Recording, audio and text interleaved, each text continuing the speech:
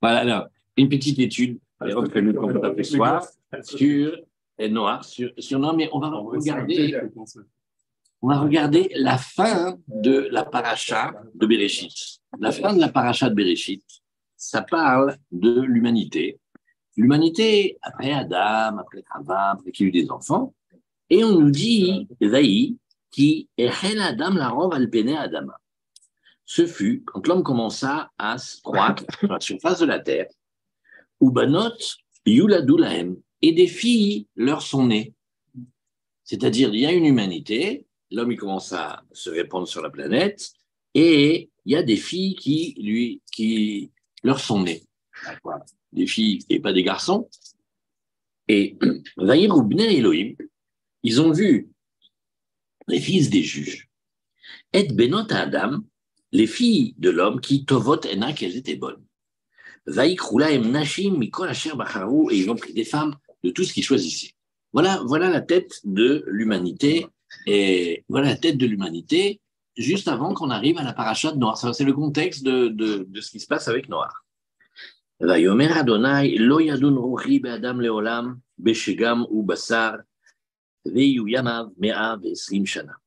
Et Hachem, il dit, ah mais moi je vais pas me faire souffrir comme ça à propos de l'homme pour toujours, oui. Et alors que il est un être de sang, c'est-à-dire bien qu'il soit un être de sang, quand même il devrait faire un peu attention.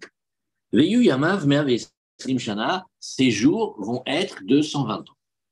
Alors, qu'est-ce qui s'est passé de grave là? Je dirais qu'il y a quelque chose qui s'est passé. Si on regarde, on voit l'homme a commencé à croître sur la surface de la Terre. Mais, si vous voyez, quand on dit, et quand on dit ici, quand l'homme il a commencé à croître, c'est pas seulement Vayachel, mais c'est aussi Milachon Hol. Il y a eu une baisse de niveau. Il y a eu comme si c'était un peu comme une profanation, comme un monde de Chouli. Et alors il a commencé à croître, à se répandre sur la terre, et des filles leur sont nées. À qui? Et aux hommes. Et alors, les Béné Elohim. Et qui c'est les Béné Elohim? Qui sont-ils? Alors, on va voir deux pirouches. Le premier pirouche, que c'est Rashi qui va nous ramener, il va nous dire, tu sais, dans la Torah, le mot Elohim, il veut dire juge. C'est-à-dire, ce sont les fils des juges qui ont vu que les filles de l'homme étaient belles, étaient bonnes, et ils en ont pris de tout ce qu'ils voulaient. Et est-ce que vous avez remarqué comment il y a marqué qui tovot? Qui est-ce qui voit le roumache avec le mot tovot? Tu vois comment c'est écrit? Il manque un vav, même il manque deux vav en fait. Parce qu'il y a marqué comme tavat. Pas tovot, mais tavat. Ce mot, il veut dire parure, bijoux, ornement. C'est-à-dire que comment ils prenaient les femmes le jour où elles étaient les plus belles, quand qu'est-ce qu'une femme est la plus belle? Mariage. Ouais, au jour du mariage. En fait, ils venaient et ils volaient la fiancée à son mari le jour du mariage. Wow. Voilà ce qu'ils faisaient. Et ils prenaient de tout ce qu'ils choisissaient. Alors, si on regarde, Rachid nous dit que c'était les fils des juges et les fils des princes. Alors maintenant, je vous pose la question, les amis. Les fils des juges, ça n'aurait rien. Les fils des juges et les fils des dirigeants. Comment vous les voyez? Comment vous aimeriez qu'ils soient? Des juges et des fils des dirigeants? Ouais. Distingués, classe. Ouais, distingués, classe, et aussi, comment vous les voyez? Regardez, là, on est en train de voir qu'il y a des morales. Oh. Ouais. Les enfants des dirigeants, comment ils se conduisent? Ils volent les femmes. Et comment ils volent les femmes? Même les femmes le jour de leur mariage. Tu vois comment il nous a dit Rashi? Rashi nous dit Bene Asarim Vashoftim. Et les anges les princes et les juges. Donc, il y a une société, elle est grande, maintenant le monde, il est grand. Et dans ce monde-là, maintenant, qu'est-ce qu'on fait? Dans ce monde-là, on regarde comment c'est la génération qu'on va nous parler maintenant de Noir. Et on voit qu'il y a quelque chose qui est... Parce que les dirigeants, les princes et les juges, ben, ils permettent à leurs enfants de faire des actes qui sont des actes très, très, très durs. Qui laisse ses enfants faire ça? Et pourquoi les enfants, ils font ça? Comment ils peuvent se permettre de faire un truc pareil? On dirait que c'est la société, elle est comme ça. Ouais. Vous blâmez les parents en plus des enfants? Non, mais je blâme rien du tout, moi. Non, mais là, c'est les enfants. Je lis, je parle avec toi, oui. Je dis Une société où il y a des juges, c'est beau déjà. Ouais. Ils ont quand même suivi un bon terrain, quoi. Après, les enfants, ils partent en cacahuète, c'est la faute des enfants. C'est dur de dire que c'est la faute des parents aussi. Non, parce que regarde comment il dit ici. Vayir'u bnei Elohim et benot ha'adam ki tovot hena, vayikru lahem nashim mikol asher bacharu. On dirait que c'est systématique. C'est pas que de temps en temps. On dirait que c'est comme ça qu'ils faisaient. On dirait que c'est comme ça qu'on te décrit le monde de l'époque. Mais non, parce que dernièrement, dans le Mar avec ma femme, et on voit les fils d'Élie, comment ils sont partis en cacahuète. Et Élie, il était quoi, Gadol, honorable, il s'occupait de Shmuel et tout. Est-ce qu'on peut lui mettre tout sur le dos ou de ne pas avoir repris ses enfants? Non, le but maintenant, c'est le but, c'est pas de dire qu'à chaque fois qu'il y a des enfants qui se conduisent pas bien, ça veut dire que c'est des enfants. On n'est pas à faire une étude de sociologie sur est-ce qu'il y a des parents de sadikim mais ils ont des gosses tendus. Admettons que oui, c'est pas ça. Là, on est en train de décrire une époque et on voit que Hachem, il va prendre une décision radicale. Dieu, il dit, ah là là, lo yadun ruchi be'adam leolam. Et qu'est-ce que ça veut dire? Lo yitraem ve'yariv ruchi alay bishvil adam. Je vais arrêter de me faire une dispute intérieure et de me faire souffrir et d'être en dispute à cause de l'homme. Mais les enfants, il vient de créer l'homme, là. On est de la première paracha, c'est le début de la Torah. Est-ce que tu vois commencer? On n'a pas commencé, on a fait quelques générations. Et Dieu dit, bon, moi, je crois que j'ai arrêté de me faire souffrir. Je te promets, on dirait ma mère. J'en peux plus de. Je vais arrêter de me faire souffrir. Ce qui est marrant, c'est qu'on dirait qu'Hachem, il ne leur a pas donné la Torah. Ils doivent trouver eux-mêmes comment être moraux, etc. Ils ont des shoftim visiblement, mais ils ne sont pas moraux. Oui, mais ça, Hazakavi, c'est bien dit que ça. Est-ce qu'on a tellement besoin de la Torah et de loi pour être moral, Bémet? Une fois qu'on l'a, c'est facile à dire qu'on n'a pas besoin. Bon, ce soir, vous allez tous m'énerver. Oui, d'accord, mais au départ, il n'y a pas un truc normal, il n'y a pas un truc moral. On voit quand même dans toutes les sociétés, même les trucs là, je sais pas moi, en Afrique, qu'on a découvert, je sais pas quoi, ils ont tous créé un système. Donc eux, ils ont un système aussi apparemment. Ouais. Mais visiblement, le système, il est pourri. On dit derrière ce qui est dans la Torah. Oui, déjà, en plus, très bien, et prend tous les enfants du monde, toutes les couleurs, toutes les races. Quand il y a quelqu'un qui vient et il leur prend quelque chose, il utilise sa force pour leur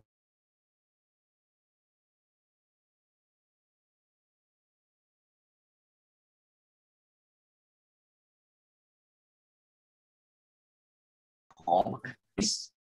La première chose qu'on attend de gens qui sont des gens qui doivent faire respecter la justice, c'est que chez eux, ça commence déjà comme ça. Là, les fils des juges ne se tiennent pas bien. Et ce qu'ils font, on dirait comme si c'est révélateur. On parle d'eux. Et on dit, tu sais ce qu'ils font? Ils prennent les jeunes mariés le jour de leur mariage. Venez, on prend 2 minutes. Pourquoi quelqu'un fait ça? Il veut des femmes. Il peut prendre des femmes, il y en a plein. Il faut qu'il aille prendre la jeune mariée le jour où elle est le plus belle et il faut qu'il aille la voler à son mari. C'est un peu star, il n'y a pas un truc normal là-dedans. Oui. Ça veut dire que c'est, après c'est devenu un modèle, mais c'est gênant comme conduite. Pourquoi quelqu'un fait ça? C'est pas simplement un truc de désir comme ça. C'est contre le il a tous les père la droits. multiplication. c'est Le père au veau, il faut se multiplier. c'est du Gonzalez. C'est Ils une sont- personne, elle a pris tous les droits. Elle peut, elle est au-dessus de tout le monde, elle peut s'autoriser tout ce qu'elle veut. Ouais. Les autres, c'est de la. Bidou, Hazak. C'est-à-dire que les enfants de ceux qui sont là pour faire respecter la loi, ils se sentent au-dessus des lois. Il y a un truc qui ne va pas là-dedans. Il y a un truc qui ne va pas là-dedans. Ça veut dire que les enfants des juges, ils ne se tiennent pas bien. Mais ça veut dire quelle justice il y a dans ce monde. Donc, dès le début, c'est comme si, la Torah nous raconte, c'est un monde, mais la justice, elle a pris quelque chose, elle a pris un coup. Et le deuxième pirouche, parce que Rashi il a dit, c'est un autre pirouche, Bnei Elohim, Bnei Asarim Bashoftim, Davar Acher, Bnei Elohim, Em Asarim Haolchim Beshlichuto Shel Makom. Ce sont les princes et les anges qui vont par mission d'Hachem, Af Em Hayu Mitarvim Baem. Et eux aussi se mélanger. Ça veut dire on va parler comme d'anges. Et on dit, eux aussi, d'après ça, ils ont commencé à voir que les filles de l'homme, elles étaient bonnes. Et ils ont commencé à prendre des femmes de tout ce qu'ils voulaient, de tout ce qu'ils choisissaient. Ça veut dire le dérèglement, il est aussi chez les fils des juges et aussi chez les anges. Parce qu'eux aussi, ils ont des tâches, ils sont importants, ils ont quelque chose à faire. Les anges, normalement, ils n'ont pas de. Ils ont pas de. Tabout. Ouais. Il y a 2 ans, libre choix. il y a 2 ans, ils se sont rebellés. Ouais. Ok, d'accord. Ça, c'est les psukim. Les psukim, à la suite. Le passage d'après, on va aller voir les 2 ans qui se sont révélés. Et Hachem, il leur a donné une épreuve, critiquer l'homme. Bien, les dieux. Mais ça veut dire quoi qu'il y a un dérèglement au niveau des anges? Ils sont des Ils font quoi exactement? Ça veut dire que un ange, comment on appelle un ange? Un ange, il s'appelle un malach. Un malach, ça veut dire milachon melach. C'est comme un art, un artisanat, une tâche, une fonction. Chacun, il en a une. Maintenant, ils peuvent obéir et des fois, ils peuvent désobéir. Pas exactement comme les hommes, mais ils peuvent aussi avoir des petites. Et là, quand l'homme il a commencé à se développer sur la planète, il y a eu ceux qui avaient la force et de la responsabilité, et comme un devoir d'éducation et tout ça, ils se sont pas bien conduits.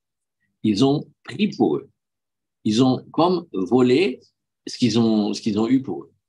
Et Hachem, il dit à ce moment-là, bon, je vais arrêter de faire les débats intérieurs à l'intérieur de moi et de mon âme à propos de l'homme en permanence.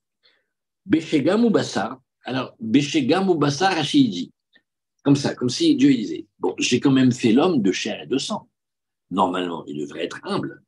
Il est je l'ai fait avec des besoins, avec des manques, il devrait quand même être, avoir de la reconnaissance et puis de l'humilité quand même. Pas du tout. Il m'a rien du tout écouté. Il fait rien du tout. Bon, alors maintenant, Veiou Yamav, Mavesrim Shana, ces jours, ils vont être maintenant de 120 ans. Ouais. Et c'est-à-dire, je vais leur donner maintenant 120 ans de répit. Mais pour qu'ils fassent ces choses-là, pour qu'ils reviennent vers moi, et sinon, non. Alors, sinon, après, je vais faire autre chose. Donc, les 120 ans ici, c'est, bon, tel qu'il est ce monde-là, je vais lui donner encore 120 ans. C'est les 120 ans au noir qu'il va construire la Teva, il va construire son arche, et comme on nous raconte, à chaque fois, les gens, ils viennent, ils font, mais pourquoi tu construis un arche ici? Il n'y a pas de bateau, on n'a pas la mer ici. Il dit non, parce que Dieu, il va amener une grande pluie, et si on ne fait pas attention, Dieu, il va recouvrir la planète, il va effacer la planète. Pendant 120 ans. 120 ans, jour après jour, et c'était pour que la planète, pour que le monde y change. Mais elles n'ont pas voulu changer. Donc, ça veut dire, voilà, maintenant, je donne une période de répit de 120 ans. Et juste après, regarde ici, on te dit, à Néphilim, à Yubaretz, Bayami Mahem. Alors, qui sont les Néphilim? Néphilim, ça veut dire tomber. C'est des déchus, ils sont dégringolés. Et ils étaient à ce moment-là dans la terre, Bayami Mahem. Vegam, Acharechen, Asher Yavu, Bnei Elohim, El Benot Adam, Veyuledu Lahem, Hema Giborim, Asher Meolam, Anshe Hashem. Et là, vous voyez ici, oui, ils sont dans la terre. On les appelle les Néphilim. Les Néphilim, ils sont tombés. Et Béhémet, oui, si tu regardes dans le Targum Yonatan, Benouziel, tu vas voir, il va dire le nom des deux anges dont tu as parlé. On ne dit pas le nom des anges le soir comme ça. Et après, ben, c'est eux que les Bnei Elohim, ils ont été avec les filles de l'homme et ils ont engendré les Giborim, ça veut dire des guerriers terribles, Hashem Miolam, Anshe Hashem, que toujours ils sont des gens de grande renommée. C'est-à-dire que dans la Torah et dans les textes et dans les Midrashim, toujours on voit des géants. Og Melech Habashan, Sichon Melech Mori, il y a plein. Quand tu ouvres le Midrash, tu vois, c'est des créatures gigantesques. Mais non, c'est des créatures gigantesques, et vraiment. D'où ils sont venus? Ben, en fait, ça dépend. La maman, elle est normale, elle est normande, et le père, il est un ange. C'est-à-dire, ils se sont mélangés avec les femmes, et donc ils ont fait des mutants. Tout ce que vous voyez, les Marvel et tout ça, ça veut dire, c'est des mutants. Ils ont des pouvoirs qui viennent des mondes supérieurs, donc ils ont des grandes forces, etc. Et aussi, ils ont un côté que leur mère, c'est une humaine. Vous voyez? Mais qu'est-ce qui s'est passé là?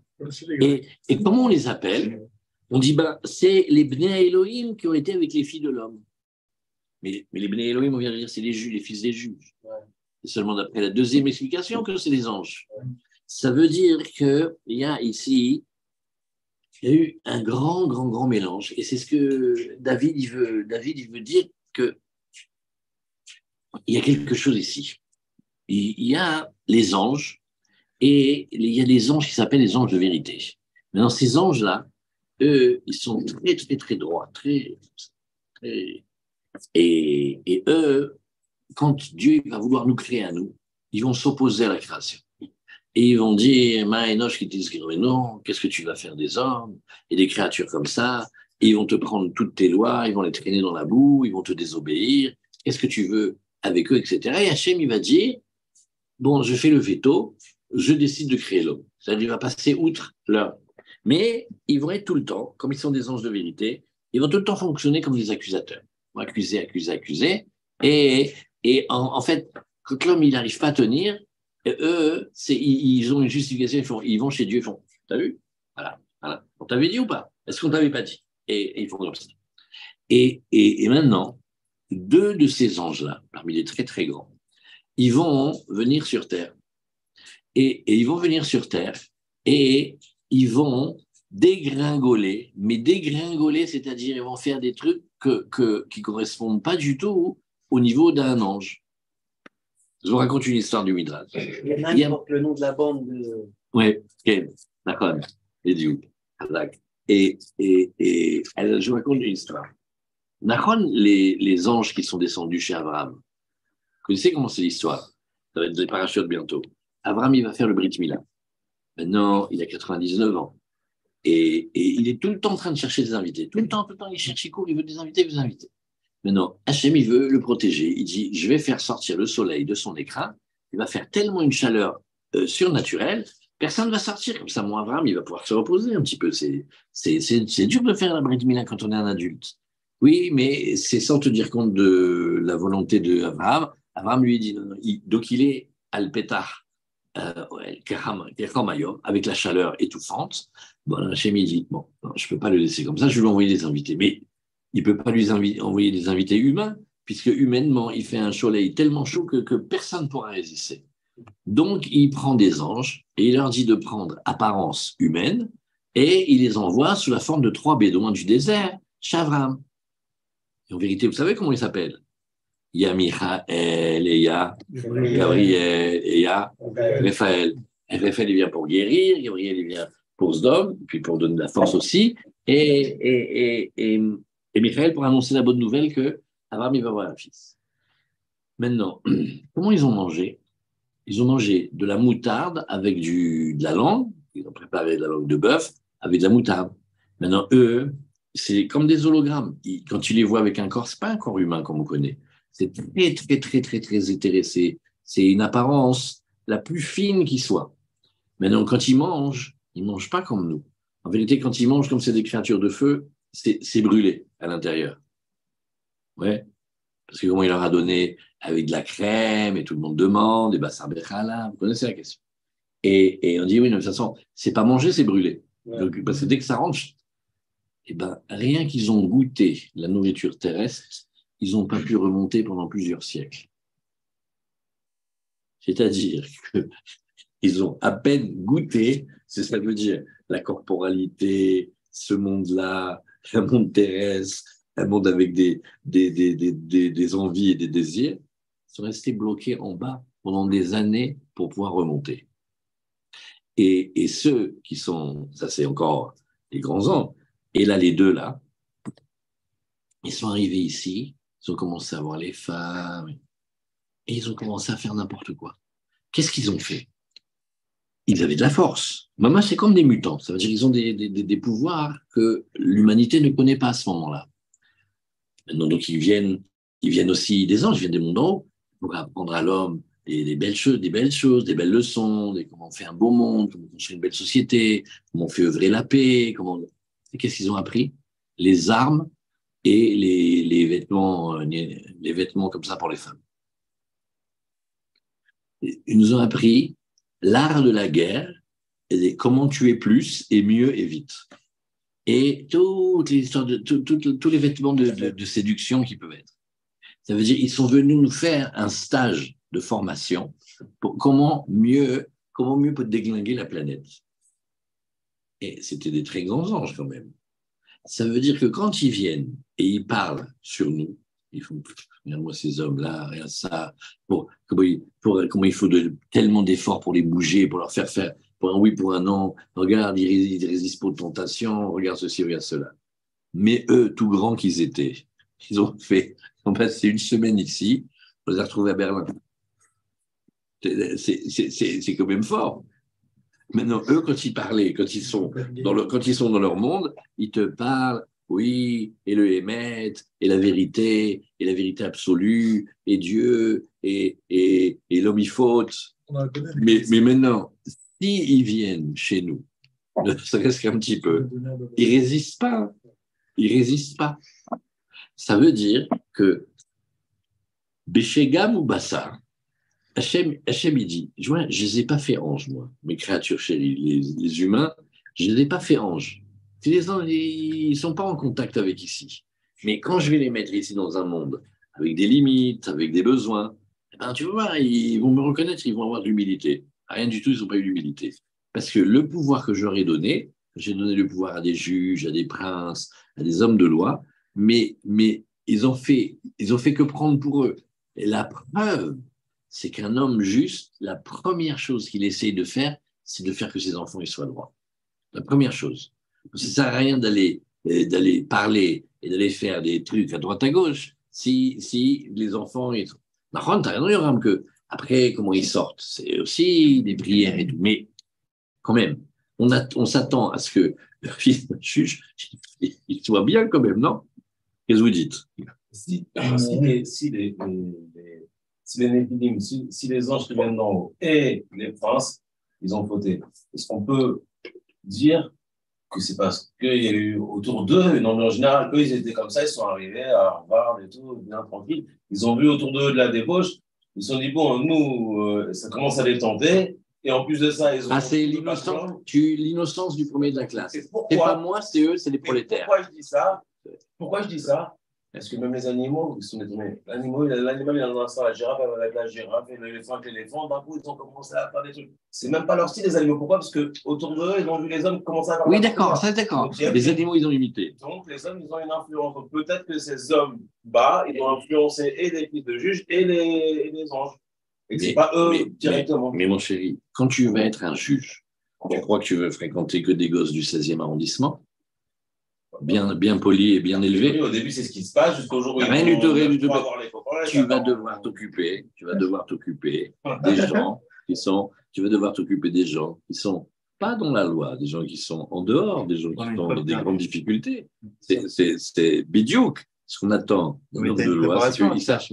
C'est une préparation à faire pour t'occuper des gens qui sont pas au même niveau que toi. Comme les Chabad, quoi. Quand ils y vont, on ne dit pas que d'un jour au lendemain, ils vont être d'oreilles les trucs en cuir. Ils ont une préparation qui font qu'ils arrivent à s'occuper des gens bas et ils restent hauts. Et les relever. Sauf qu'à l'époque, c'était tellement bas que même eux, ils sont brûlés les ailes, et les fils de juges et les anges. C'était trop fort. Même les animaux sont partis en guerre. Super. Alors pourquoi Hachem il se fâche? pourquoi, d'après ta théorie, pourquoi Hachem il se fâche? Il doit dire comme toi. Il doit dire non, c'est L'homme ne se normal. fâche contre l'homme parce qu'il dit que entre vous, vous fassiez des trucs. Mais qu'à la fin, ça atteigne même ceux qui sont d'un haut rang, même les anges, même les machins, que eux-mêmes, ça tourne. Et là, c'est trop. Là, c'est trop. C'est pour ça qu'il a dit ça, c'est trop. Même les animaux, vous les avez détournés, là, c'est trop. Donc, ça veut dire que les fils de juges, ils viennent et ils vont voler les petites fiancées le jour du mariage. Toi, tu dis c'est le contexte socio-économique, socio-culturel, en fait. Ils n'ont jamais eu l'idée. Donc, en fait, c'est les gens faibles qui abîment. Pas du tout. Un chef, il doit être un chef. Il a une responsabilité. Il doit bien tenir. Quand il y a eu le Hegel Hazav, on essaie d'expliquer un petit peu le Hegel Hazav quand même, qu'est-ce qui s'est passé. À un moment, il y a un commentateur, il a voulu défendre Aaron et il a dit non, le pauvre, il s'est laissé influencer. Alors le Ben Ezra, il lui répond, il dit, tu vois, Aaron, c'est le grand-père de tous ceux qui vont mourir en Kiddush Hashem. Tous ceux qui vont mourir en Kiddush Hashem, ils viennent de Aaron. Et lui, tu veux dire qu'on l'a roulé dans la farine et qu'il n'a pas vu? Mais la première des choses qu'on lui demande, c'est de ne pas se laisser faire là-dessus. Au contraire, il doit être fort. Et il a quelque chose à transmettre. Et lui, il est là pour faire la justice dans le monde. Et faire la justice dans le monde, c'est une responsabilité. On ne peut pas faire comme ça. Ça veut dire qu'il y a de la corruption. Et cette corruption-là, c'est ça qui fait que cette forme de monde-là, elle ne va pas durer. Cette forme de monde-là, à un moment, elle va s'arrêter. D'accord, 250. Et Hachem, il dit, voilà, regarde, qu'est-ce qu'on va faire maintenant? On va donner maintenant 120 ans. C'est une période pour que l'homme, il se retourne. Et on espère que l'homme, il va revenir. Et bon, et après, on arrive à Noah. Mais il écrit quoi dans le texte exactement? Hachem, il a été énervé contre qui, contre quoi? Il y a marqué, Vayomer. Et le texte, celui-là, toi aussi, hein? Regarde, on dirait que c'est marqué dans le texte. Vayomer Adonai lo yadon ruhi be'adam leolam.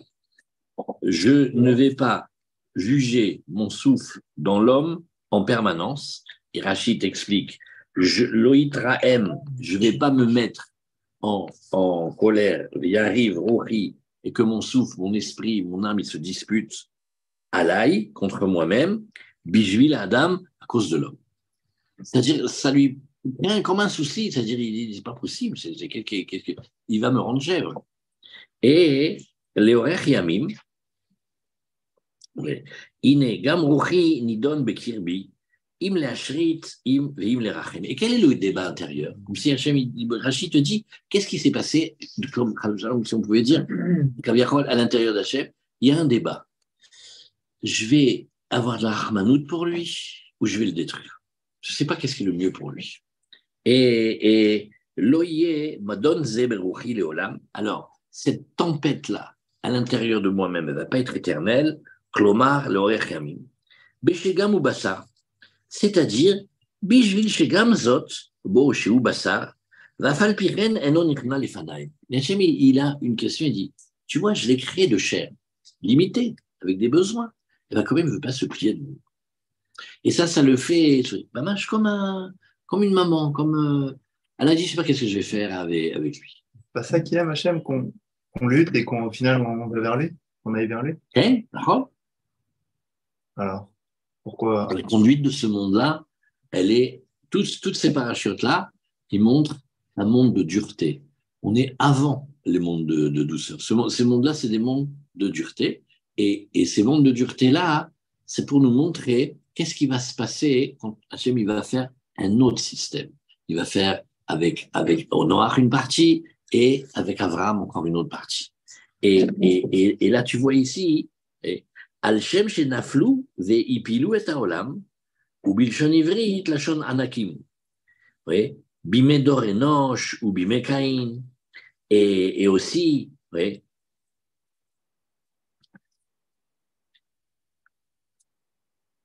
et aussi, ces géants-là, ces géants-là aussi pareil.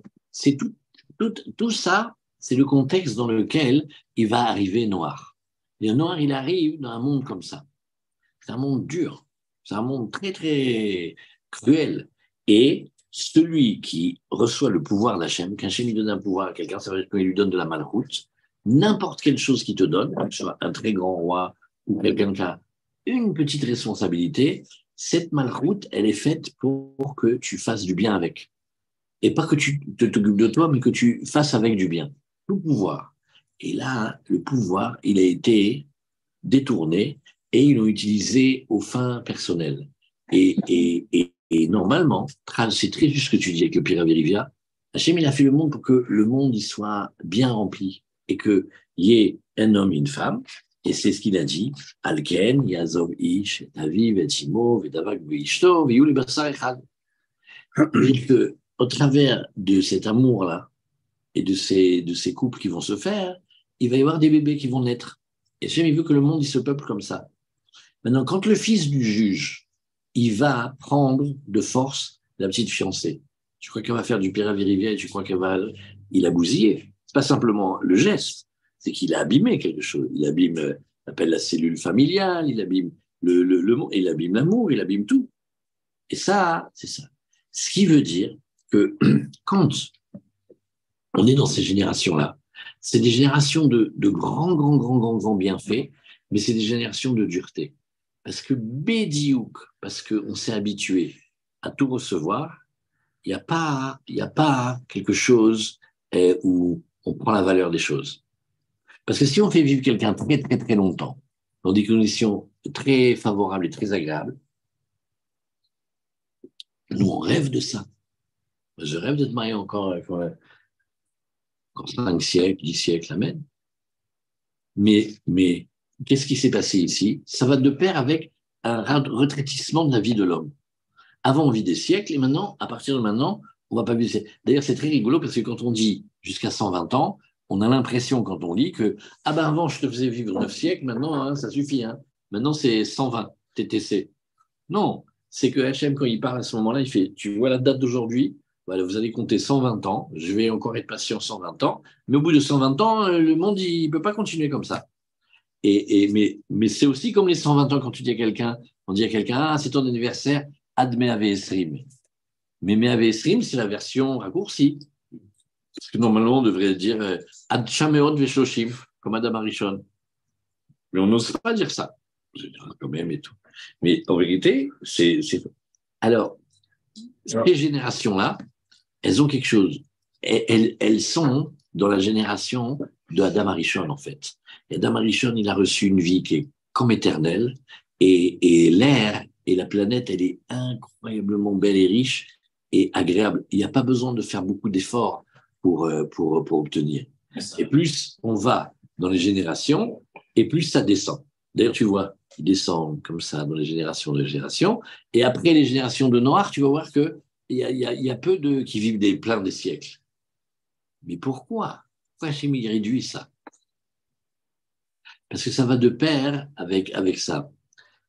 On reçoit, et à un moment, au lieu qu'on voit qu'on doit redonner, et c'est comme une responsabilité, c'est comme une charge qu'Hachem il donne, eh ben, on va devoir l'utiliser pour le gagner. On fait un petit travail. La chorma. Hachem il donne de l'intelligence à quelqu'un. On dit la chorma, elle a 2 panim, elle a 2 visages. Elle a un visage vers le haut, et elle a un visage vers le bas. Et le visage qui est du haut, il reçoit du haut et il est très humble. Parce qu'il sait qu'il reçoit de beaucoup plus grands que lui. Et il ne garde pas. Tout de suite, il baisse le visage vers le bas et il redonne. Ça veut dire que la chorma, elle est quelque chose. C'est Hachem, il te donne de l'intelligence et tout de suite, tu vas redonner. Et il ne faut pas que ça reste bloqué. Hachem, il va te donner de la force. Cette force, elle est pour que tu défendes les faibles. Elle est pour que tu imposes la crainte devant les méchants. Tu ne la gardes pas pour toi. Parce que si tu la gardes, tu bloques et tu empêches les lumières de descendre. Et toutes les forces et les qualités que quelqu'un va faire, et surtout le pouvoir, toute responsabilité Hachem nous donne, tout de suite, on fait quelque chose avec. Et il ne faut pas qu'elle stagne. Parce que quand elle stagne, ça veut dire qu'il va y avoir des gens qui sont des gens puissants, des juges, mais au lieu de répandre la justice dans le monde, ils vont bloquer le pouvoir pour eux. Et tu vas le voir, c'est que au lieu que les premiers qui doivent recevoir d'eux, c'est leurs enfants, ils soient bien, tu vois, ça veut dire, il y a le fils d'un juge, c'est quand même quelqu'un qui de justice, rien du tout. Ça passe pas. Pourquoi? Ils font de la rétention, ils gardent. Et parce que il y a un côté éternel. Si je vis 7 siècles, il y a plein de soucis que j'ai pas. Là, je m'angoisse pour les petits trucs et tout. Si je sais que je vis 7 siècles, vas-y, Manu, viens ce soir. On va vivre 7 siècles. Mais pourquoi tu veux que j'ai des soucis avec le travail? Pourquoi tu veux que j'ai des soucis? En fait, j'ai toute la vie devant moi. Et c'est des générations, comme ça le Midrash et l'Agma nous disent, il n'y a pas la vieillesse et la maladie. Pas encore.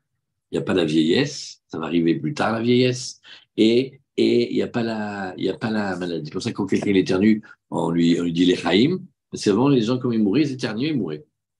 Mais ils restaient forts et vigoureux très, très, très, très, très longtemps. Donc on ne connaît pas ce monde. Mais ce monde-là, il fait que c'est comme si on a eu un sentiment d'éternité, et ce sentiment d'éternité, c'est beau de vouloir l'éternité, d'être avec Hachem. Mais l'éternité, sans voir qu'est-ce que ma force, elle me demande de redonner, il faut faire attention. Mais on peut transposer ça avec notre génération, c'est le date. C'est le fait de se sentir invincible, c'est le trop de date. Aujourd'hui, les géants, c'est ça les géants aujourd'hui. C'est les géants de la connaissance. C'est ça, c'est la notion de géant. Et tout celui qui est un géant, ça veut dire qu'il a des grandes forces. Qu'est-ce qu'on fait avec et qu'est-ce qu'on enseigne? Est-ce qu'on enseigne pour faire un beau monde ou est-ce qu'on enseigne pour je comprends que quand ils enseignent l'art de la guerre et l'art de la séduction, ils dominent encore. Mais eux, ils viennent d'un mariage mixte comme ça. T'imagines? Qui c'est ton père? Un ange. Qui c'est ta mère? Un breton. Et ce chilouve-là, qu'est-ce qu'il fait? Il fait que c'est. Ouais. Et qu'est-ce qu'il fait? Mais ça veut dire qu'il a des forces extraordinaires. Il a du date, il peut faire des merveilles de merveilles. Non. Il va. Et Noach, il est dans cette génération. C'est-à-dire, Noach, il arrive dans une génération. On pourrait dire que c'est pas une génération porteuse.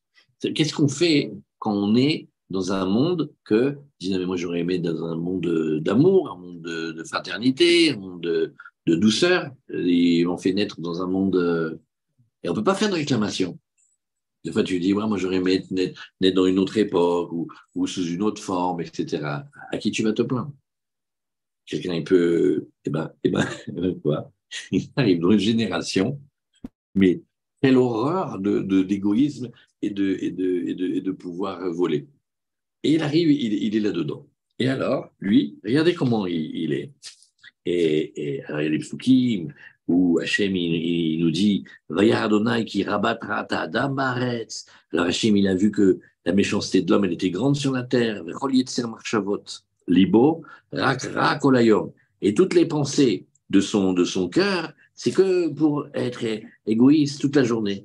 Vayinahem Adonai ki asa et adam baaretz vayitchatsev el libo. Et là aussi, qu'est-ce que un travail sur ces versets-là? Qu'est-ce que ça veut dire? C'est que, il y a eu comme une tristesse à l'intérieur du cœur d'Hachem. Ça veut dire, quelle création. On est le début du livre, hein, c'est le début de la Torah, ça, on vient de commencer. C'est fort. Et qu'est-ce qu'on dit? Il n'y a pas de tristesse dans le cœur des hommes à ce moment-là, cette époque. Là? Il n'y a pas de tristesse dans le cœur des hommes à cette époque. Non, on les voit pas tristes, on les voit courir. On les voit pas tristes. Ils sont comme on court. ויאמר אדוני אמחה את האדם אשר בראתי מעל פני האדמה מאדם עד בהמה עד רמס ועד עוף השמיים כי ניחמתי כי עשיתי. Et comment est fini la paracha? Le dernier mot, Venoach מצא חן בעיני אדוני. Ça finit avec un petit peu d'espoir. Et après, on nous dit, voilà les toldot de Noach, Noach Ish Sadik, Tamim Haya Bedorotav, Et Elohim Italer Noach.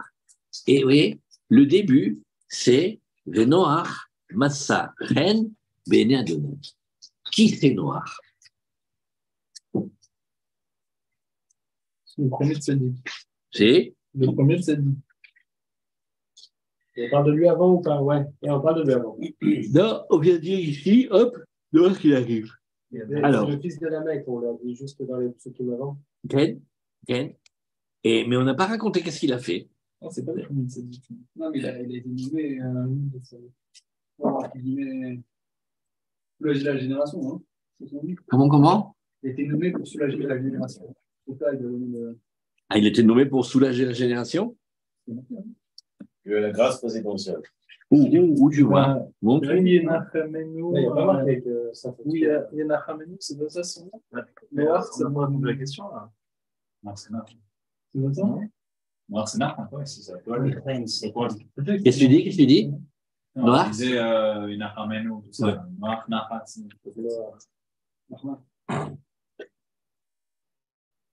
Noir, il a un nom.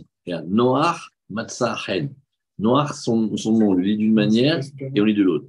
Noach, c'est le seul homme de la planète, à ce moment-là, qui a de la ménoura dans son cœur. Il a de la ménoura. C'est un des rares qui s'est posé, qui a fait une famille. Oui. Et il était détendu, en fait. Il était détendu. C'est Ilan, ça va. C'est le seul qui était calme. Le seul. Il avait de la ménoura. C'est pour ça que très, très, très vite, dans le Zohar, et c'est Rabbeinu encore plus, tu vois, Noach, c'est Shabbat. C'est le seul qui avait une bérina de Shabbat. Ce Shabbat, c'est la ménoura. Et cette ménoura, elle est qu'il n'est pas dans la folie de cette course-là. Et la folie de cette course-là, tu vas voir qu'elle commence avec une force que Dieu il me donne et je la prends pour moi. C'est comme ça que ça a commencé. Pourquoi on raconte l'histoire que les fils des juges, ils prenaient ça? Bon, c'est odieux et c'est même pervers et tout, mais parce que tu regardes bien, tu as une force que Dieu t'a donnée et tu peux être un juge. Et au lieu de faire du bien avec ce jugement-là, tu juges de travers. Regarde. Tu vois ici, qu'est-ce que ça veut dire ici, où il est le juge? Le juge, il est là. Il est là. Tout le monde connaît, enfin, tout le monde connaît, on dirait des expressions de trucs. Alors, Dakit Sarir, la Doun, et Kol Adam, le Kavzrout. Sache qu'il faut juger chaque homme du côté du mérite. La Filou Michio Rachagamou, celui qui est vraiment méchant. Sarir, les Chapes, Venim Sobo, et Zemeatov. Il faut chercher et trouver chez lui un peu de bien. Chez Beoto Ameat, et non Racha, que dans ce peu-là, il n'est pas méchant. Valiedeze chez Motsebo Meator, Vedanoto le Kavzerhout, Aliedeze, Maale Oto, Behemet le Kavzerhout, il le montre vraiment du côté du mérite, et Valiedeze, Maale Oto, Behemet le Kavzerhout, Veyuchal, Leachivo Bitshuva, même il peut le faire revenir vers Hachem. Qu'est-ce qui est marqué ici? Qu'est-ce qu'on doit faire? Puis, Sarir, oui, la Doun, et Koladam, la Doun, ça veut dire chauffette. La Doun, ça veut dire, c'est toi qui es le juge. C'est toi ici qui es Bnei Elohim. Et tu as une mitzvah. Et qu'est-ce que ça veut dire de juger? Aujourd'hui, on est un monde dans lequel on ne veut pas juger. Personne dit.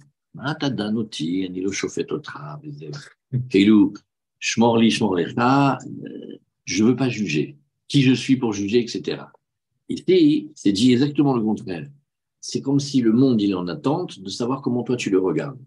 Et si tu le regardes du côté du mérite, mais tu vas voir que quand tu le regardes du côté du mérite, tu le mets du côté du mérite. Et tu trouves à chaque fois un petit peu de bien. Il y a un petit peu de bien, un petit peu de bien, mais c'est parce que tu es Dan auto. Ici, c'est comme si on te demande d'être un Dayan et un Shofet. Je dis non, mais loin de moi cette responsabilité. Oui, mais quand tu ne le fais pas, tu sais ce que tu fais quand tu ne le fais pas? Tu le laisses là où il est. Ben, tu fais comme les fils des juges, que tu n'as rien à faire de la justice. Le seul truc, c'est que comme tu as de l'argent et du pouvoir, tu prends tout ce que tu veux. C'est pas pour nous. La doune, ici, la doune ici, ça veut dire je vais regarder et je vais le regarder bien. Et c'est hyper chazak cette chose-là. Ici, qui tsarir la doune et kol adam le kavzerut. Dans la Torah d'Azamra, dans la Torah Reshpebet, je vais poser une grande question en fait. Mais pourquoi tu veux que je juge, Birlal? Je dois juger les gens. Moi, je ne juge pas. Et comme ça, j'ai l'impression d'être ouvert et tolérant et pluraliste. Je n'existe pas. Ouais. Ça fait un peu le Non, pas n'existe du pas. tout. Oui, si je juge Ça, c'est. ouvert et tolérant. Hein? Si je juge du bon côté, je suis ouvert et tolérant aussi. Ouais, Nahon, c'est vrai, tu as raison. Oui, mais on aurait dit quand même que celui qui ne juge pas, il est encore plus fort que celui Ouais. qui juge les cas. Ouais. Parce que lui, il dit, moi, je suis au-delà de ça. Non, mais aujourd'hui, Il y a un c'est jugement dans tout. Vous dites de ne pas juger. C'est ce qu'il Non. ne faut pas faire. C'est Nahon, mais c'est parce que si tu ne juges pas dans ce sens-là, eh ben, tu manques au monde parce que le monde, il a besoin que tu le regardes bien. C'est comme si tu fuyais une responsabilité. Tu comprends? Je comprends, mais s'il y a quelque chose à première vue qui me paraît pas correct. Ouais. Alors si je juge. Non, ma première réaction, c'est que j'ai jugé mal. J'ai Ouais. mal jugé. Donc au lieu de mal juger, je dis je juge pas. Oui, Nahon. Alors Un jugement, c'est pas une réaction, non? C'est bien. Hein, qu'est-ce que tu dis? Non, j'ai dit un jugement, c'est pas une réaction. Au contraire, c'est quelque chose de construit. Mhm. Ok, Nahon. Et, Mais qu'est-ce que- et pour quelle raison, on appelle Noar Tzadik, alors qu'au final, on parle de Tzidkout, ça veut dire le jugement le plus parfait, et que par rapport à Abraham, que lui, Après, on dit que. allez, ça c'est encore une grande affaire. Noah et Abraham. Eh bien, nous regarde maintenant ce soir, dans quel monde il est né? Parce que ça nous ressemble aussi des fois. Et on peut naître dans un monde qui est un monde où tu vois qu'il n'y a pas une justice, où il y a une justice qui est truquée, où il y a des malversations. Et dès qu'on a un pouvoir, on le vole et on fait du mal avec. Et là, ici, il te dit, non, regarde, toi, tu es un juge. Tu sais ce que tu dois faire si tu es un fils de juge?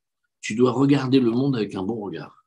Et quand tu vas regarder le monde avec un bon regard, tu fais changer le monde et tu te fais grandir. Et même tu fais revenir le monde vers Hachem. J'ai l'impression que si on dit je ne juge pas, en fait, Ouais. ça veut dire j'en ai rien à faire. Ouais. Parce Je que prends pas de je ne responsabilité. juge pas, Ouais. je ne juge pas, c'est dire je regarde pas, je m'en fous de sa tronche, donc je juge pas. Ouais, Ouais. très fort. Très fort, Razak.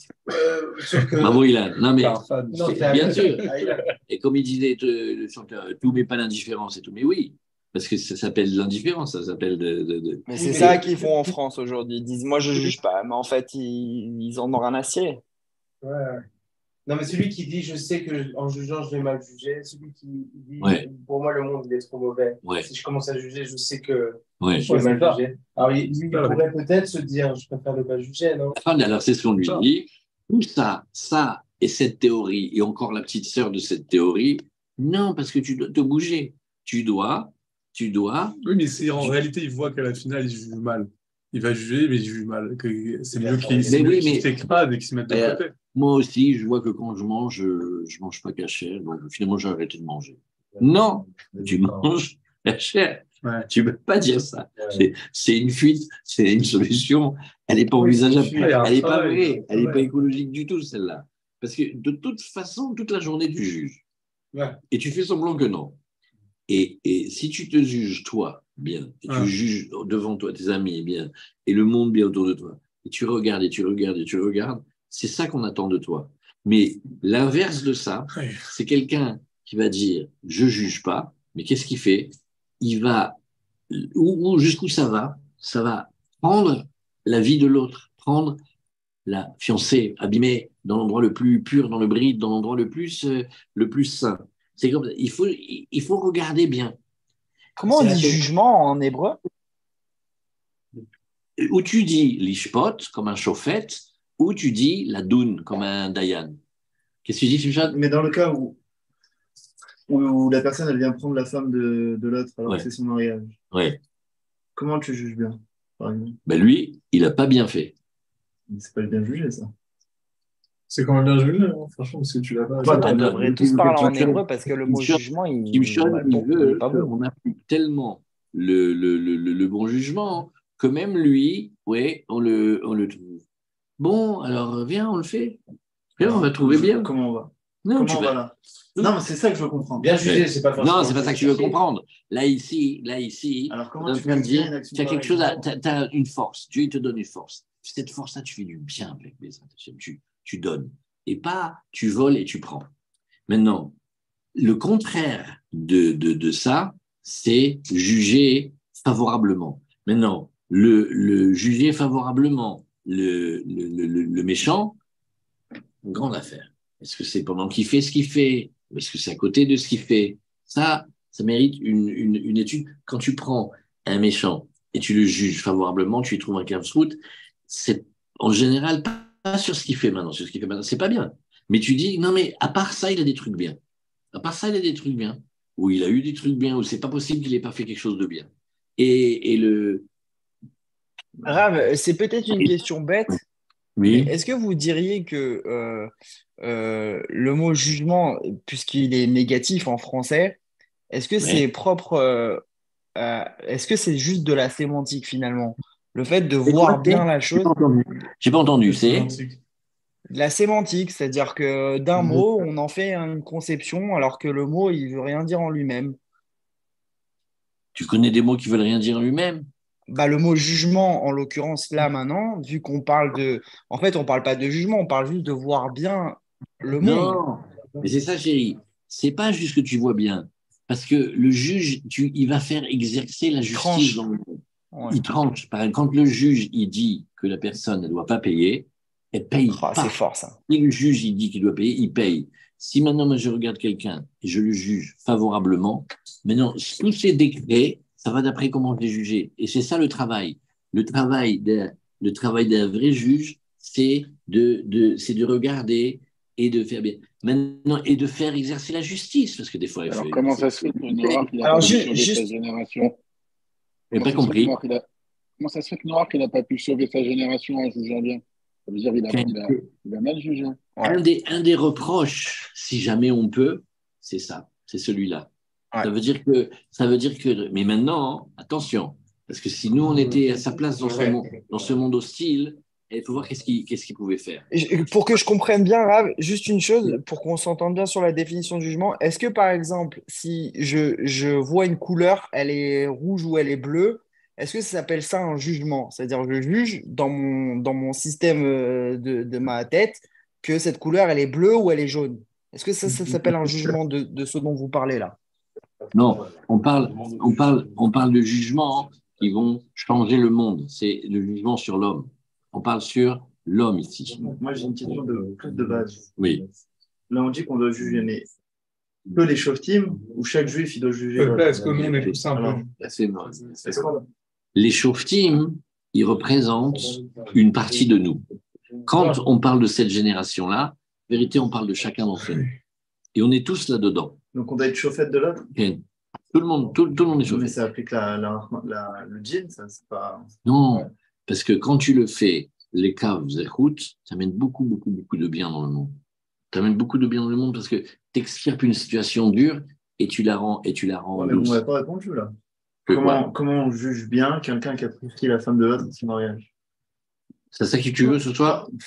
Non, mais je veux comprendre.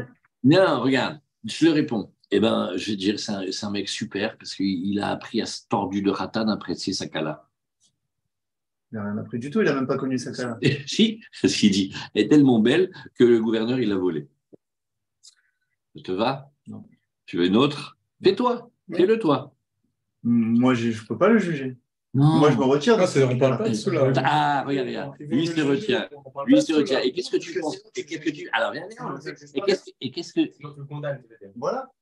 Mais est-ce qu'il a fait, c'est condamnable ou pas? Oui. Oui. On n'a pas dit que quand tu juges quelqu'un bien, s'il est condamnable, il est plus condamnable.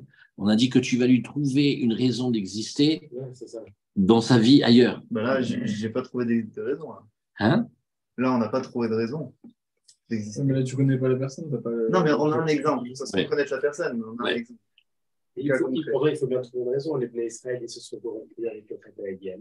Le jour du mariage avec Hachem, ils ont été avec. Non, il y a de la corruption non stop. Même aujourd'hui, je crois, il y a de la corruption. Non, mais viens. C'est fort. Ouais, fort, ça s'applique beaucoup. Quoi? Ça, il a 4 ans. J'adore. J'ai pas entendu. Non, j'ai dit j'adore. Ça fusionne, c'est bon, ça bouillonne, c'est fort. Attends, 2 secondes. Il parle, je t'entends. Ouais, c'est le. Qu'est-ce qu'on fait? Les amis, qu'est-ce qu'on fait avec la question de Shimshon? On va la baser, hein? Lui, il veut. Il a dit il faut juger favorablement. Et ici, Rabbeinu, qu'est-ce qu'il a dit? Sarir, ouais, comment il a dit ici? Il a dit Sarir, la lune, Afilo Rachagamo. Donc il faut trouver ici aussi sur le Rachagamo. Sur cela. En fait, il n'y a que la joie qui peut permettre un jugement constamment positif. Parce que c'est réel, mais c'est réel. C'est-à-dire, si t'es dans une disposition où t'es pas bien, où t'as une revendication par rapport à toi-même personnellement dans le monde, tu peux pas te permettre de juger. Enfin, c'est une évidence que ce qui va arriver devant toi, c'est pas quelque chose de bon. C'est-à-dire qu'il y a que dans une disposition joyeuse, agréable, zen, sans conflit avec toi-même, qui va te permettre de juger bien, en fait, tout le temps. C'est pour ça qu'il faut danser. Maintenant, je vous pose une question. Moi, je vous pose une question. Azak, il a. Ouais. Manu, il a dit que c'est super. Attends. C'est super. Regarde où il est. Et Manu, je t'adore. Regarde. Manu, il a dit que c'était super. Ton sourire, il me manque. Maintenant, voilà. Maintenant, on essaye de répondre à la question de Shimshon. Ouais. Maintenant, je te pose une question de Shimshon. Non, mais ça, on va pas la laisser tranquille. Je suis au Migvé. Ouais. Mais, il y a des poils dans le tu connais, tu es au Migvé, il fait froid et tu as peur d'attraper la crève. Et aussi, tu as des billets dans ton portefeuille. Et tu laisses ton pantalon pendant que tu vas au Migvé, tu vois là où. Maintenant, il y en a un, quand il rentre, quand tu le vois, c'est celui-là, on dirait. Je crains pour tes billets, on n'a pas pour nos billets. Qu'est-ce que tu fais? Tu prends ton pantalon à côté de toi ou tu le laisses? Il veut mieux prendre le pantalon. Non, laissez répondre Simpson. Ah, il a commencé. J'ai un a priori sur la personne. Franchement, j'ai un a priori. Je vais me ressaisir et je vais me dire, finalement, c'est peut-être qu'un a priori, je laisse mon pantalon. Comme on dit, trop bon, trop con, hein. Non, parce que dans ma tête, ça m'est déjà arrivé des cas comme ça où tu juges la personne les 3 premières secondes et 4 secondes après, tu vois que je peux proposer une autre réponse. Dis-moi.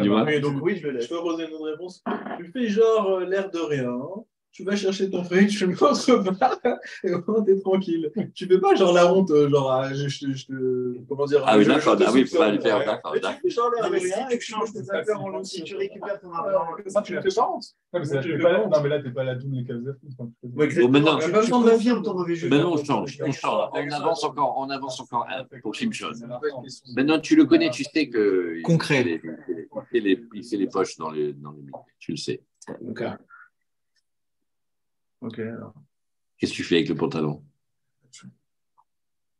Si je le connais et que je me suis déjà fait avoir ou que quelqu'un s'est déjà fait avoir, je vais au Migvé sans argent. C'est un vrai jus, ça. D'accord, mais tu dois le juger les caves et routes. Tu dois le juger les caves et routes. Comment juger un chat sans poche? Je l'ai déjà jugé. Mais les caves et routes, ça ne veut pas dire non plus être crédule sur des. Mais non, mais vous parlez tous, j'entends rien. Attendez. Qu'est-ce que vous dites? Qui c'est qui parle? Vas-y, dis parle. Les caves et routes, ça ne veut pas dire non plus être crédule sur n'importe qui, n'importe quand, et être. Une fois, Rabbi Nachman, il était avec les élèves. Et ils étaient comme dans une gare, comme ça, comme un endroit. Et alors, c'était le moment de la prière. Alors, ils ont tous laissé leurs valises et ils ont été priés. Il les a criés. Il dit. Et les valises. Quoi, les valises? Il y a des voleurs. Il y a des voleurs. Il faut garder les valises. C'est-à-dire, il faut que tu pries, tu tiens ta valise, ou tu pries sur ta valise, ou je sais pas, tu fais un truc. Les Kavzerod, il dit pas que le voleur, il n'est pas un voleur. Le Kavzerod, il dit qu'une fois que je sais que c'est un voleur, je dis pas qu'il est grillé, qu'il n'a plus aucune chance et que c'est une crapule finie et qu'il n'y a plus rien à faire avec lui. Je dis que non, ok, sur ça, il faut faire attention, et inériname. Il faut être il faut bien savoir ça. S'il y a quelqu'un qui est dangereux, il faut se garder soi, garder les enfants, etc. Mais je décrète pas qu'il a perpète et qu'il est coupable et qu'il a aucune chance dans la vie. C'est ça. Maintenant, il y a une méthode, je te dis une deuxième réponse, celle du Baal Shem Tov, c'est que certains sont capables que même dans le maasé du vol, il va essayer de protéger du vol, mais il va dire, il a grandi dans un quartier où on lui expliquait que voler, c'était bien. Est-ce qu'il croit qu'il fait une mitzvah quand il vole? Et où il ne connaît pas la gravité, où tu vois, il n'est pas là-dedans. Ça veut dire qu'ils arrivent à voir. Mais là, chérie, on parle d'autre chose. On parle, qu'est-ce que je peux faire? J'ai une force. Hachem, il m'a donné une force. Chacun de nous, il est comme un juge, comme un dayan. Et chacun de nous, on décide comment il est le monde. Et comment on décide comment il est le monde, ça dépend de comment nous, on veut le voir. Et la force qu'Hachem il donne, ça s'appelle la malchoute. La malchoute, elle est dans tout. Partout, il y a la malchoute. Et partout, il y a de la royauté, parce que c'est des forces qu'Hachem il donne. Qu'est-ce qu'on fait avec? Maintenant, cette royauté, ici, dans toute cette planète-là, eh ben, on a pris pour nous. On n'a pas donné. Et Noach, il va arriver, et lui, il va être le premier il est calme. Il n'a pas la frénésie. Il n'a pas cette folie. Vous voyez, prendre la fille sous la roupa, c'est pas quelqu'un de. Vous pouvez répéter la dernière phrase? Non, parce que je ne me rappelle pas. Noach, il est Milachon, Menoucha. Noach, il s'appelle Shabbat. Si tu veux savoir qu'est-ce que c'est Shabbat c'est Noach, parce qu'il y a une Menoucha. On se calme d'une folie qu'il y a de la semaine, que c'est pas non, Dieu est grand. Voilà. Tu vois la force de quelqu'un qui ferme le magasin, où il éteint l'ordinateur, où il raccroche le téléphone. Il est fou. Il y a un maître du monde. Et Motsai Shabbat, je vais le faire. La Menoucha ici, elle est à l'intérieur. Son âme, elle est calme. Shabbat, c'est noir. Il a une Menoucha. Et où est-ce qu'elle est sa Menoucha aussi? Il est calme au niveau du Brit. Et pourquoi il est calme au niveau du Brit? Parce qu'il a décidé, il a pris une épouse, et il a fait des enfants, il est calme, il est tranquille. C'est aussi un choix. Bien sûr, on peut cacher Villet, et qu'il envoie la bonne canne avec roulé, il ramène pour tout le monde et pour tous ceux qui ont besoin, et que ceux qui l'ont, Hachem, il leur regarde, les Hachem.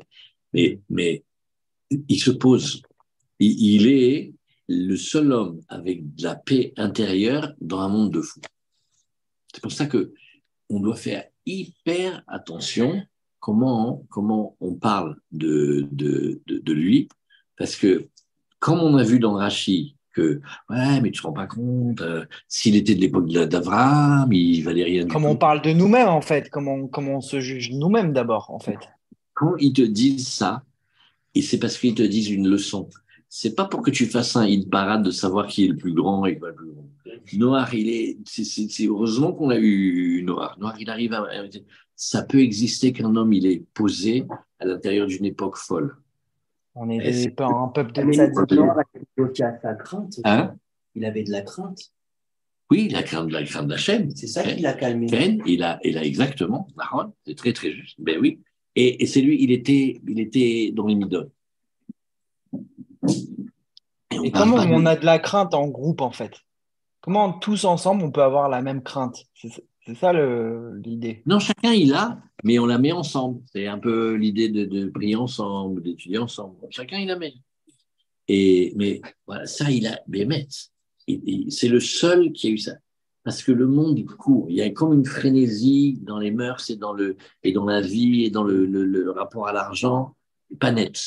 Lui, il est calme. C'est pour ça qu'il s'appelle Shabbat. C'est pour ça qu'il est noir et reine et il a comme ça. Et ça, c'est une grande, grande madriga.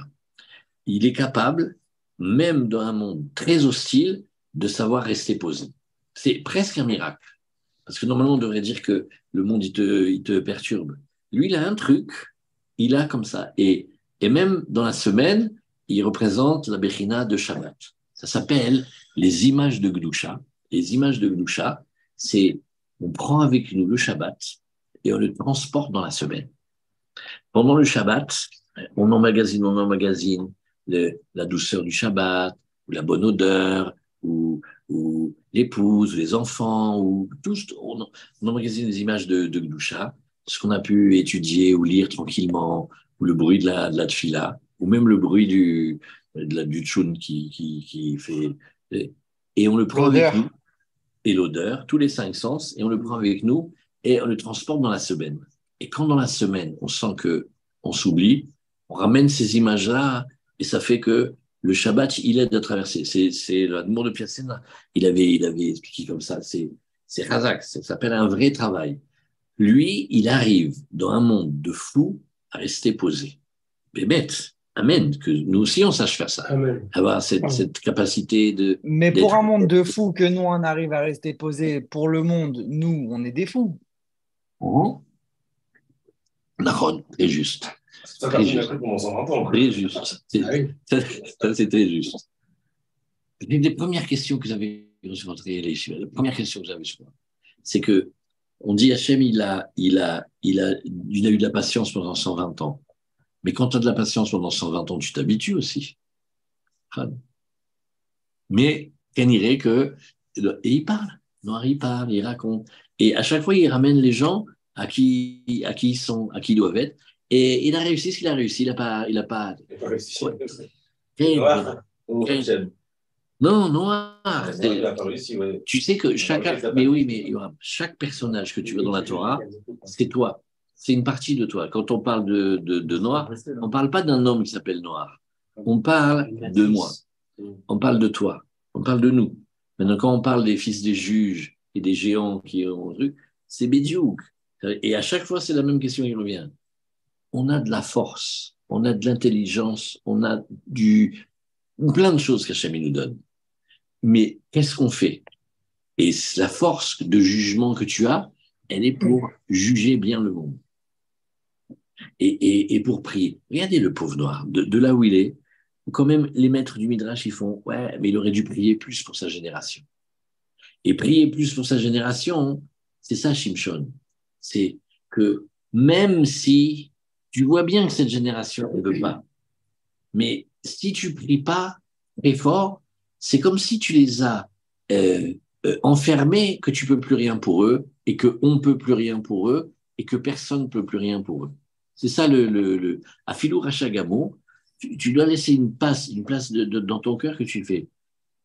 Lui, comme ça, s'il veut, il peut revenir. Et il a plein de petites perles. Je ne les vois pas encore, mais je vais laisser une place dans son cœur, ça veut dire que 90% de son cœur, en fait, il est déjà complet, en fait. Et c'est dur pour chacun, finalement. Parce qu'on est, même pas 99%, même 1 sur 1 million, ça suffit. 1 sur 1 million, ça suffit. Il y a quelqu'un qui. Ça veut dire quoi, ça? 1 million, c'est le sod des Alpaïm Ama du Troum Shabbat. Avec ça, on finit. Il y a un Shabbat, on doit rester là où on est. Shabbat, là où on est, on reste. C'est-à-dire, même si tu ne portes pas les clés, si tu habites dans un petit chouv, un petit moshav, tu ne vas pas loin. Tu sors, tu ne peux pas faire plus qu'1 kilomètre. Après, tu reviens. Il y a marqué Alietse Ishmim Komo, Shou Ishtartav. Il faut rester là où on est. Ça, c'est la madriga de Shabbat. Maintenant, combien on a le droit de marcher? 2000 amot. Ça veut dire 1000 et 1000. Une amas, c'est comme la guine impasse, c'est 50 cm. Alors, 2000 amot, ça te fait comme 1000 mètres à peu près. Bon, tu vas là. Il y a un secret dans 1000 et il y a un secret dans 1000. Il y a quelqu'un qui va commencer à ouvrir les yeux et il veut s'arranger. Au début, il ne savait pas, il ne voyait pas. Et maintenant, il commence. Pas beaucoup de tov, quand même. C'est chaque fois qu'il voit qu'il a quelque chose. Et finalement, au bout du compte, il arrive à trouver que dans tout ce qu'il est, dans tout ce qu'il fait, dans tout ce qu'il dit, bon, il a un de bien pour 999 pas bien.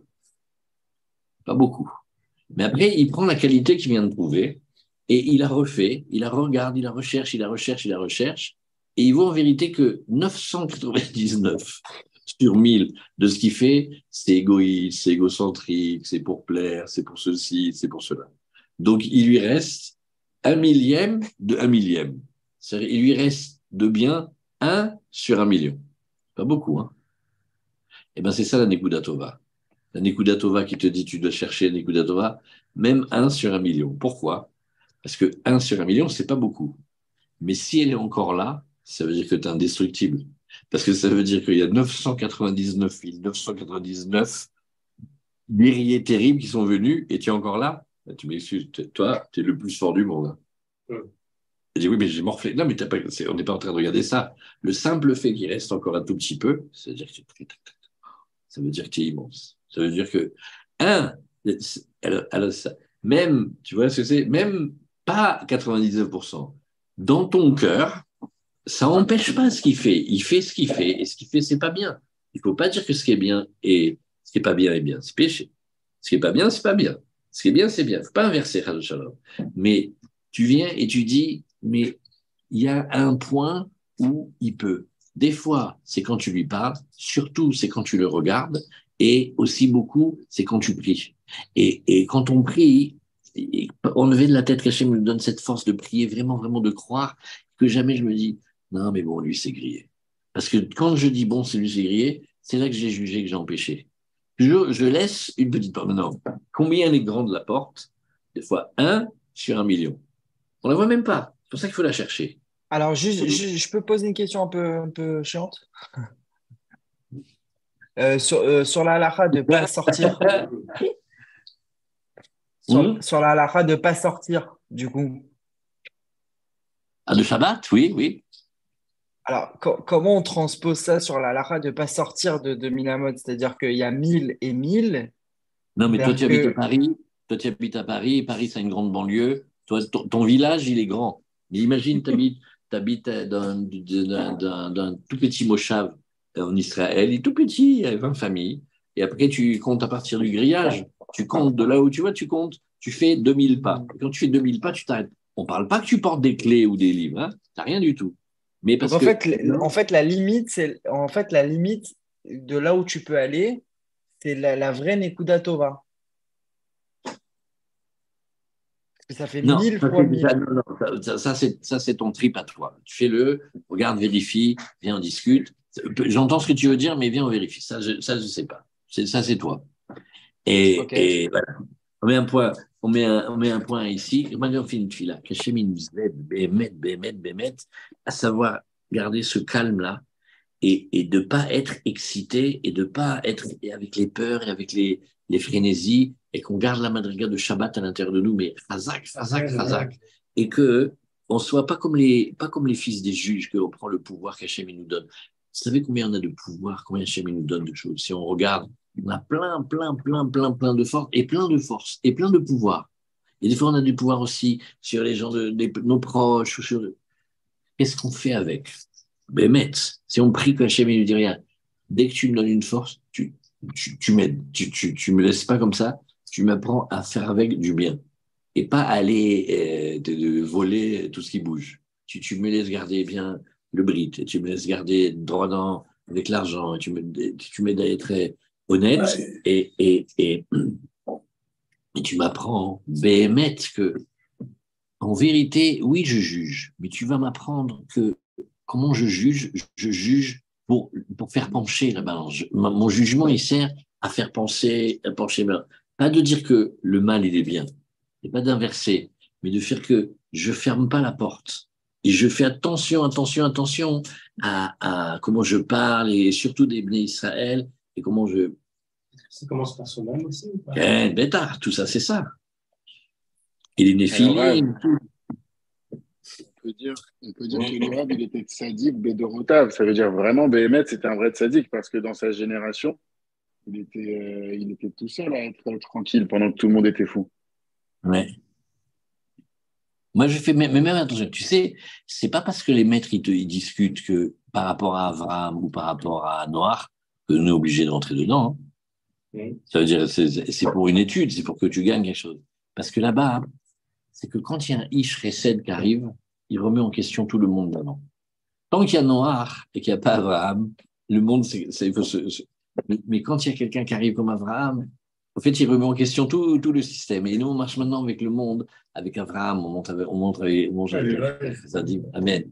Allez, Chazak, les enfants, portez-vous bien. Chazak, attends, comment on fait? Je dis au revoir. Attends. Merci, Ilan. Comment on fait ici? Ouais. Allez, à bientôt, Cathy. À bientôt, Alan. À bientôt, Samsung.